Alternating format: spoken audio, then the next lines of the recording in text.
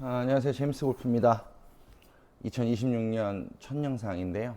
제가 연말에도 인사를 좀 못 드리고 연초에도 바로 인사를 좀 드렸어야 되는데 좀 일이 많다 보니까 좀 늦게 인사를 드려요.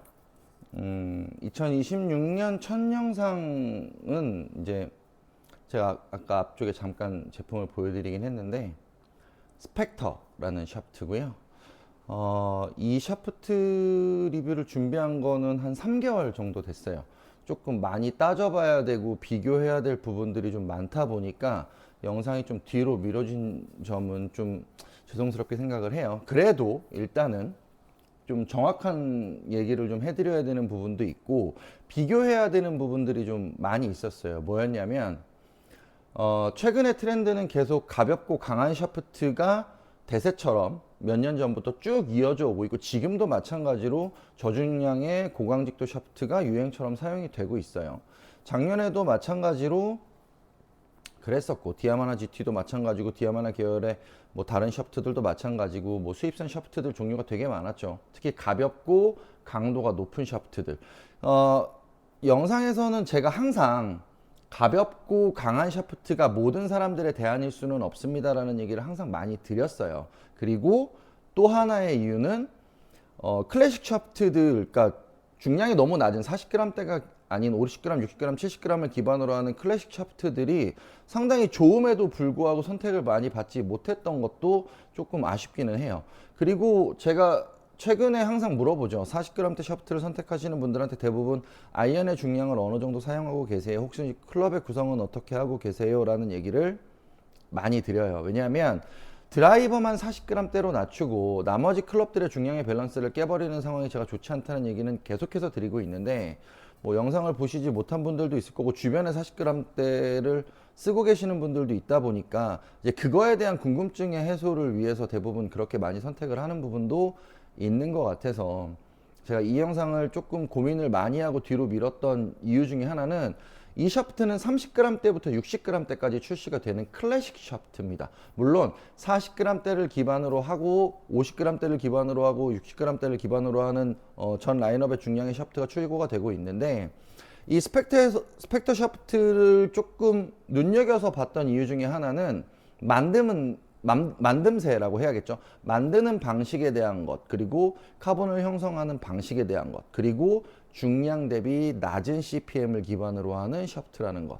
이 세 가지가 가장 포커스가 될 텐데, 대부분 이제 중량이 가벼워진 샤프트들이 CPM은 고중량의 샤프트의 CPM을 사용할 수 있는 정도의 강도까지 끌어올려서 중량은 가볍고 샤프트의 강성을 더 많이 확보하는데 되게 많이 초점이 가 있단 말이에요. 근데 제가 항상 샤프트의 선택은 플렉스 강도가 아니라 중량이 먼저다라는 얘기를 많이 드리잖아요. 근데 중량의 한계점을 넘어가는 40g대 샤프트는 2x, 3x를 가더라도 오버스피드를 내는 한계점에 다다르면 샤프트가 돌아오지 못하는 단점이 있어요. 이 부분이 아마 여러분들이 40g대를 선택했을 때 실패하는 가장 큰 이유 중에 한 가지일 수 있어서 제가 이 스펙터 샤프트를 여러분들한테 이야기하려고 하는 이유 중에 가장 근본적인 이유 중에 하나는 낮은 중량의 고강직도가 도움이 되지 않으시는 분들한테는 높은 중량의 샤프트의 움직임이 훨씬 더 도움을 많이 줄 수도 있는 환경이 될 수도 있다는 점 때문에 이 스펙터 샤프트를 소개를 해드리려고 하는 겁니다. 그리고 이 스펙터가 기본적으로 제조사에서 내세우는 방향도 마찬가지로 샤프트가 낮은 CPM으로 설계가 돼서 휘어졌다가 돌아오는 복원의 한계점을 극복해가지고 샤프트가 주는 공을 타격할 때에 복원하면서 때리는 탄력감 그리고 구질의 드라마틱함을 훨씬 더 다양하게 표현하고자 하는 게 이 스펙터 샤프트의 특징이라고 볼 수 있어요. 예를 들면 예전에 아마 하이카본 종류, 그러니까 고급 샤프트들의 경험치가 좀 많으신 분들한테는 뭐 80톤, 90톤 이렇게 장력이 높아지는 것들에 대한 게 어떤 이유에서인지 많이 알고 계신 분들도 계실 거고 또 샤프트가 압력 톤수를 높여서 가져가게 됐을 경우에 장점도 잘 알고 계실 거예요. 근데 한 가지를 조금 추가해서 설명을 드리자면 요 샤프트가 제가 아까 30g대 A 플렉스부터 60g대 스티프까지 출시가 되는데 대부분 동일 중량의 동일 플렉스를 기준하면 일반적으로 50톤대의 애프터마켓용 샤프트에 기반해서는 CPM이 조금씩 낮게 나와요. CPM이 낮게 나온다는 얘기는 헤드가 달렸을 때 샤프트가 진동하는 진동폭이 크다는 얘기죠. 거꾸로 생각하면 사람들은 진동이 크면 너무 낭창거리는 거 아니야? 타이밍 맞추기가 어려운 거 아니야? 라고 생각할 수도 있는데 얘는 파일로필 이 샤프트를 만드는 방식에서는 압착 성형이 굉장히 강하게 들어가는 샤프트예요. 그러니까 실제로 샤프트의 강직도 내구도만 보면 높은 강직도를 갖고 있는데 샤프트가 전반적으로 움직일 수 있는 움직임 방향폭은 크다는 얘기죠. 대신에 고강직도의 샤프트, 토레이 원단을 사용해서 사용하는 고강직도 샤프트의 카본 시트를 사용하지만 복원 한계점이 상당히 높다는 장점을 갖고 있죠. 그러니까 예를 들면 제가 앞쪽에서 설명드렸던 것처럼 40g대의 샤프트의 강도를 아무리 올려도 중량의 한계점 이상의 오버스피드를 내버리면 샤프트가 오지 않는 상황이 된다고 했잖아요.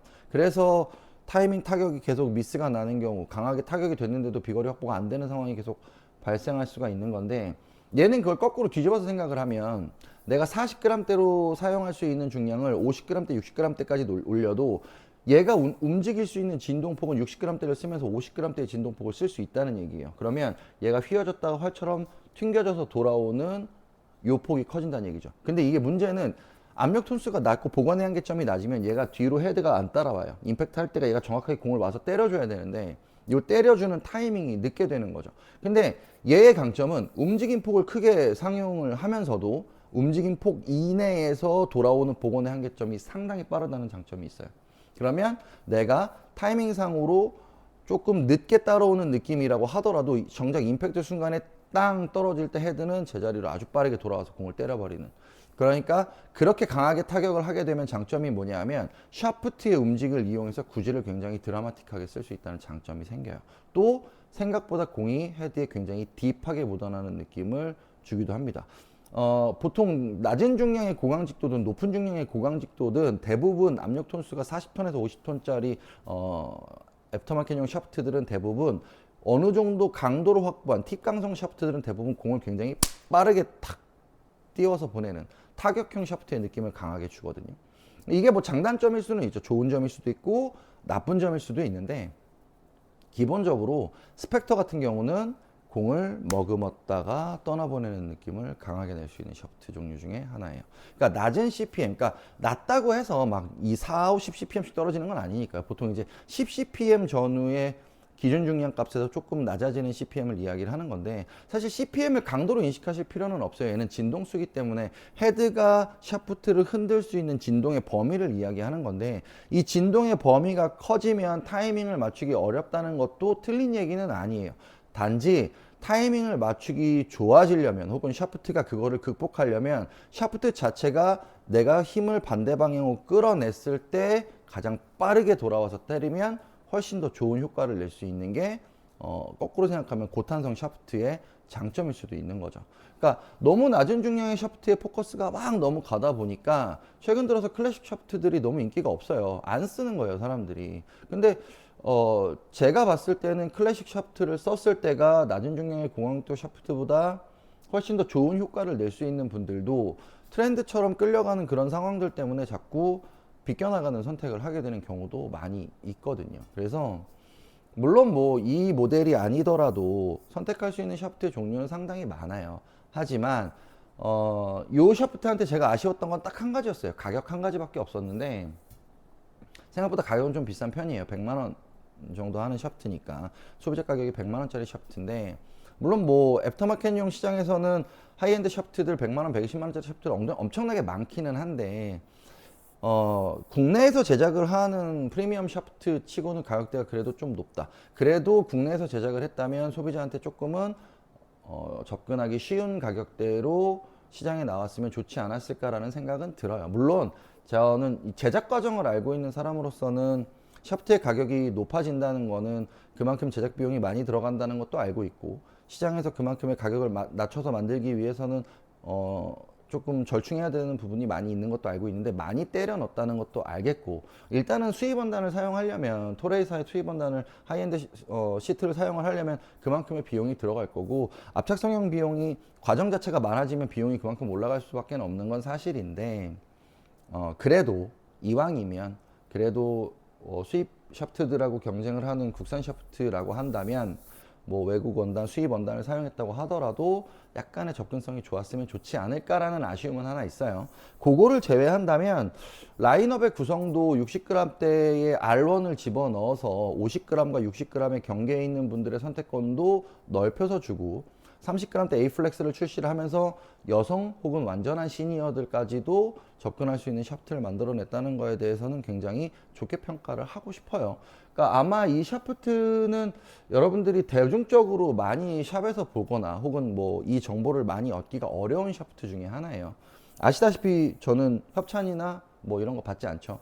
뭐 제조사한테 어떠한 커미션도 없는 거기 때문에 제가 굳이나 이 샤프트를 여러분들한테 한번 언급을 해드리는 이유는 조금 시야를 넓혀 주셨으면 좋겠다라는 생각. 그러니까 사실 저는 요즘에 좀 이 일에 염증을 느끼는 건 너무 다 똑같은 얘기만 하고 있어요. 모든 사람들이 한 7, 80%의 사람들이 대부분 다 저중량 고강도, 저중량 고강도 뭐 계속 이렇게만 얘기를 하고 있고 실제로 쓰지 말아야 될 분들도 엄청나게 많이 선택을 하고 있기 때문에 그런 아쉬움 때문에 제가 오늘 이 샤프트를 꼭 리뷰를 한번 해드려야겠다라는 생각이 들어서 이 스펙터라는 샤프트를 소개를 해드리려고 해요. 오늘은 이 스펙터라는 샤프트의 전반적인 얘기를 좀 들려드린 건데 아마 이 스펙터 시리즈가 좀 잘 시장에 안착이 된다면 아마 요거에서 파생될 수 있는 아이템들이 상당히 많을 것으로 판단이 돼요. 왜냐하면 이미 고탄성의 낮은 CPM의 고중량 샤프트를 만들 수 있는 기술력이 있기 때문에 거꾸로 얘기하면 낮은 중량의 고강직도든 뭐 충분히 만들어낼 수 있는 상황이라고 볼 수 있는 거죠. 물론 그게 시장에서 필요하다면 만들어지는 거겠지만 이 샤프트의 초점은 명확합니다.